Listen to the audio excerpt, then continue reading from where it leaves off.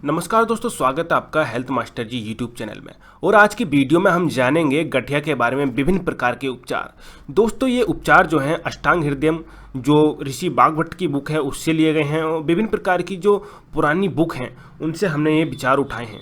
दोस्तों आज जो हम इस वीडियो में आपको नुस्खे बताने वाले हैं उन नुस्खों पर बागभट्टी जी ने सैकड़ों हजारों लोगों पर प्रयोग किए हैं। उसके बाद इनके जो रिजल्ट निकले हैं उसके बाद ये नुस्खे तैयार किए गए हैं। तो चलिए फ्रेंड्स शुरू करते हैं इस वीडियो को। अगर अभी तक आपने हमारे चैनल सब्सक्राइब नहीं किया है तो चैनल को सब्सक्राइब करके बेल आइकन पर क्लिक कर दीजिएगा।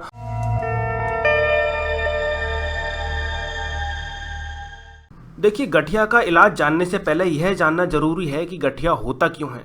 हम इसे डिटेल्स में समझेंगे, उसके बाद हम इसका इलाज जानेंगे ताकि हम गठिया से संबंधित सारी जानकारी इस वीडियो में पा सकें। तो सबसे पहले ये जानना जरूरी है कि गठिया क्यों होता है। देखिए, गठिया होने के बहुत सारे कारण हो सकते हैं। सबसे पहला कारण जो देखा गया है भारत में वो होता है पेट की बीमारी।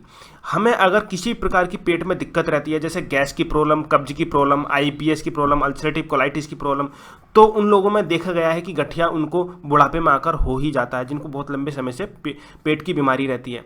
दूसरा कारण होता है गठिया होने का विटामिन डी की कमी, क्योंकि दोस्तों हमारे शरीर में विटामिन डी की कमी जब हो जाती है तो हमारे शरीर में कैल्शियम की कमी हो जाती है, क्योंकि विटामिन डी जो है वो कैल्शियम को पचाने में सहायता करता है। जब हमारे शरीर में विटामिन डी नहीं होगा तो कैल्शियम नहीं पचेगा। तो दोस्तों यह जानना जरूरी है कि विटामिन डी हमें कहाँ से प्राप्त होता है। विटामिन डी जो है वो सुबह सुबह सूर्य की जो किरणें होती हैं उससे प्राप्त होता है। तो हमें क्या करना चाहिए? हमें सुबह सुबह अपने घर की छत पर या खुले मैदान में जाकर अपनी जो रीढ़ की हड्डी होती है उसे सूरज की तरफ को करके बैठना चाहिए, जिससे कि हमारी जो शरीर में जब सूर्य की किरणें पड़ती हैं तो विटामिन डी का अवशोषण होगा। विटामिन डी का अवशोषण होगा जब हम खाना खाएंगे, दूध पिएंगे, जो विभिन्न प्रकार के पदार्थ खाद्य पदार्थ खाते हैं उसमें जो कैल्शियम होता है उसको अवशोषण करने का काम जो करता है वो विटामिन डी के द्वारा ही होता है। हमारे शरीर में जब कैल्शियम का अवशोषण होगा तो उसमें विटामिन डी बहुत जरूरी होता है। तो एक कारण ये भी है। और दूसरा कारण ये है कि हमारे जो पेट में बीमारी लग जाती है, भैया खाना खाया, खाना खाने के बाद खाना पचता नहीं है, शरीर में विभिन्न प्रकार के 180 प्रकार के अलग अलग प्रकार के जहर बनने लगते हैं जो हमारे शरीर में फैल जाते हैं और हमारे शरीर में विभिन्न प्रकार की बीमारियां पैदा करते हैं, जैसे आंखों की प्रॉब्लम, चक्कर आना, उल्टी आना, शरीर में दर्द होना, शरीर में ऐंठन रहना, थकावट, चिड़चिड़ापन, tension, depression, IVS, ulcerative colitis, विभिन्न प्रकार की बीमारियां हमें लग जाती हैं। मगर दोस्तों ऐसा नहीं है कि इन बीमारियों को हम ठीक नहीं कर सकते। ये बीमारियां हम जड़ से ख़त्म कर सकते हैं अगर हम चाहें तब, क्योंकि दोस्तों ये बीमारियां हमारी गलतियों की वजह से आती हैं। क्योंकि भैया सब जानते हैं कि हमें खाना खाते समय पानी नहीं पीना चाहिए, मगर हम लोग क्या गलती करते हैं, हम खाना खाते समय पानी पी लेते हैं। सबसे पहली गलती ये होती है। मगर दोस्तों हमें ये भी पता है कि हमें तेली चीज़ें ज़्यादा नहीं खानी चाहिए, क्योंकि तेली चीज़ें खाने से हमारे शरीर में दिक्कत होती है, लीवर उतना काम कर नहीं पाता, क्योंकि हमें भगवान ने जो ऊपर से नीचे भेजा है पृथ्वी पर वो ये उल्टी सीधी चीज़ें खाने के लिए नहीं भेजा। हमें नॉर्मल मतलब हरी चीज़ें, साग, पत्ते, तुरई, केला, अमरूद, ये चीज़ खाने के लिए बनाया है हमें भगवान ने। हमारे दांत भी इस प्रकार का होते हैं, हमारा शरीर का स्ट्रक्चर भी इस प्रकार का होता है। मगर हम लोग क्या करते हैं, हम लोगों को चाहिए भैया ताज़ा ताज़ा मसाले, मांस, मछली, गुर्दा पुर्दा, लीवर सब खा जाते हैं भैया जानवरों का। तो भैया ऐसे में जब हम खाएंगे हमारे शरीर की पाचन शक्ति उतनी मजबूत नहीं होती है जितना हम सोचते हैं कि भैया कुछ भी खा लो, पत्थर खा लो, हजम कर देंगे। हम इंसान हैं, भगवान ने हमें शाकाहारी बनाया है। हम शाकाहारी चीज़ें खाएंगे जब भी हम स्वस्थ रह सकते हैं। तो उसकी वजह से हमारे शरीर में केमिकल डिसबैलेंस आ जाता है, हमारे शरीर में एसिड की मात्रा बढ़ने लगती है। एसिड की मात्रा जब बढ़ती है तो हमारे जो घुटनों में जिस चिकनाहट होती है वो ख़त्म हो जाती है। इसे जो गांव की भाषा में हम बोलते हैं भैया घुटनों का ग्रीस खत्म हो गया। ये घुटनों का ग्रीस जो होता है, जिसे हम चिकनाहट बोलते हैं, ये खत्म हो जाती है, क्योंकि हमारे शरीर में एसिड की मात्रा बढ़ जाती है उल्टी सीधी चीज़ें खाने से। तो ध्यान रहे, कभी भी उल्टी सीधी चीज़ें खानी ही नहीं है। अगर आप उल्टी सीधी चीज़ें खाओगे तो आपके शरीर में एसिड की मात्रा बढ़ेगी और आपको गठिया होगा। अब दोस्तों ये तो था इसके बारे में जानकारी, मगर थोड़ी सी जानकारी मैं आपको आपके रहन सहन में परिवर्तन के लिए दे दूं। देखिए दोस्तों, खाना खाते समय पानी तो आपको बिल्कुल भी नहीं पीना है। अगर आप पानी पिएंगे, देखिए हमारा खाना जो पचता है वो गर्मी से पचता है और हम ठंडा पानी पी लेते हैं, नॉर्मल पानी पी लेते हैं। हमने पानी पी लिया, पानी गया भैया पेट में और खाना भी पेट में था, स्टमक में। भैया आपको पता है खाना जो पच रहा था वो गर्मी से पच रहा था। हमारे शरीर की गर्मी होती है खाना पचाने के लिए, मगर हम लोग क्या करते हैं, ठंडा पानी पी लेते हैं, फिर वो खाना पचता नहीं है, फिर वो सड़ने लगता है। जब खाना सड़ता है तो 180 प्रकार के अलग अलग प्रकार के जहर बनता है, क्योंकि खाना गर्मी से पच रहा था, हमने ठंडा पानी पी लिया, खाना पचेगा नहीं। अब खाना सड़ेगा तो हजारों प्रकार के भैया हमारे शरीर में रोग लगेंगे। तो दोस्तों ये हमें ध्यान रखना, खाना खाने से लगभग 45 मिनट पहले और 1 घंटे बाद तक पानी बिल्कुल भी नहीं पीना, छूना तक नहीं है पानी। अगर आपको लग रहा है भैया ज़्यादा मुंह में अजीब सा हो रहा है, छाले हो रहे हैं या कुछ हो रहा है या ज़्यादा रुका नहीं जा रहा, तो एक आधा घूंट, छोटा सा घूंट आप कुल्ली करके उसे पी लो, थूकना नहीं है। हमारे मुंह की जो सलाइवा है वो भी बहुत इंपॉर्टेंट होती है। आर्थराइटिस हो चाहे पेट की बीमारी हो, भैया सारी बीमारियाँ पेट से शुरू होती हैं। तो भैया वो जो सलाइवा है उसको भी हमें पी लेना है। तो ये तो हमें करना ही करना है। अब दोस्तों हम जानते हैं गठिया के इलाज, देसी इलाज है जो हम अपने घर पर कर सकते हैं बड़े ही आसानी से। तो इस वीडियो को शुरू से लास्ट तक देखिएगा और अच्छे से समझिएगा।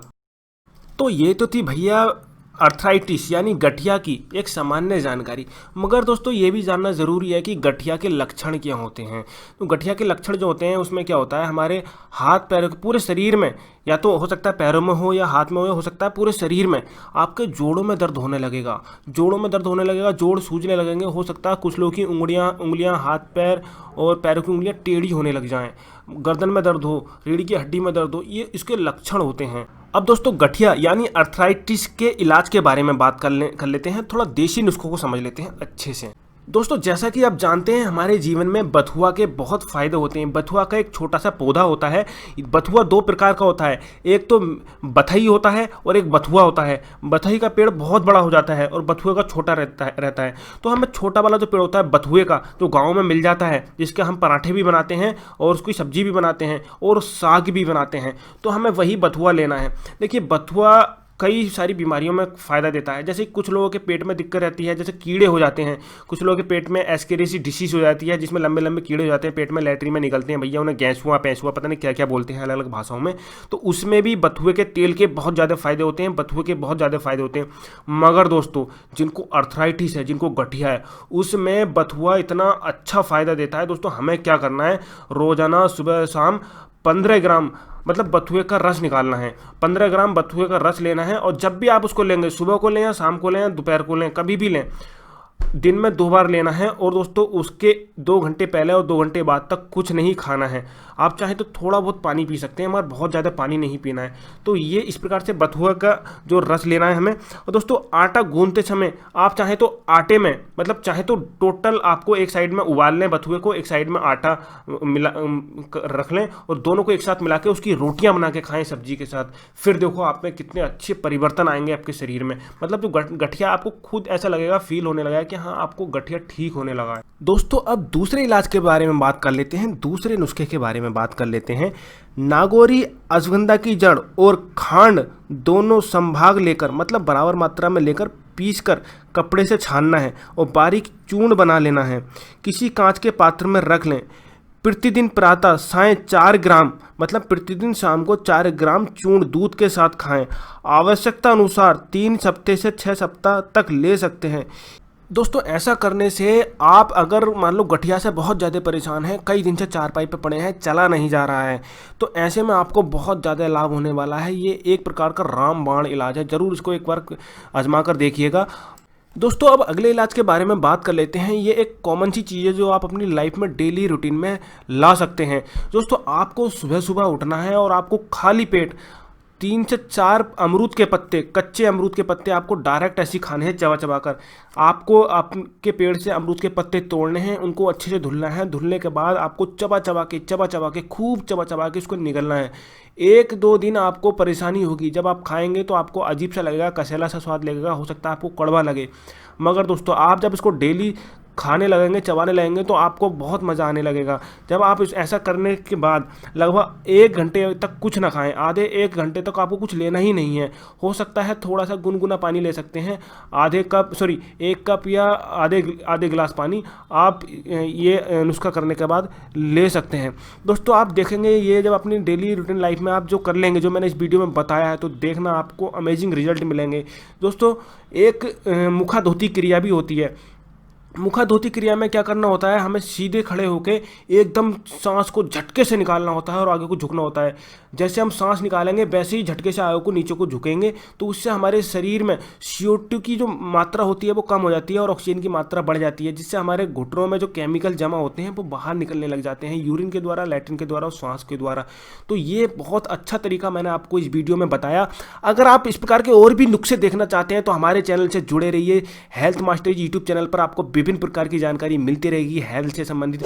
और ज़रूरतमंदों को इस वीडियो को ज़रूर शेयर कीजिएगा और सब्सक्राइब कीजिएगा, इस चैनल को लाइक कीजिएगा। फिर से मिलेंगे इस प्रकार से नेक्स्ट वीडियो में।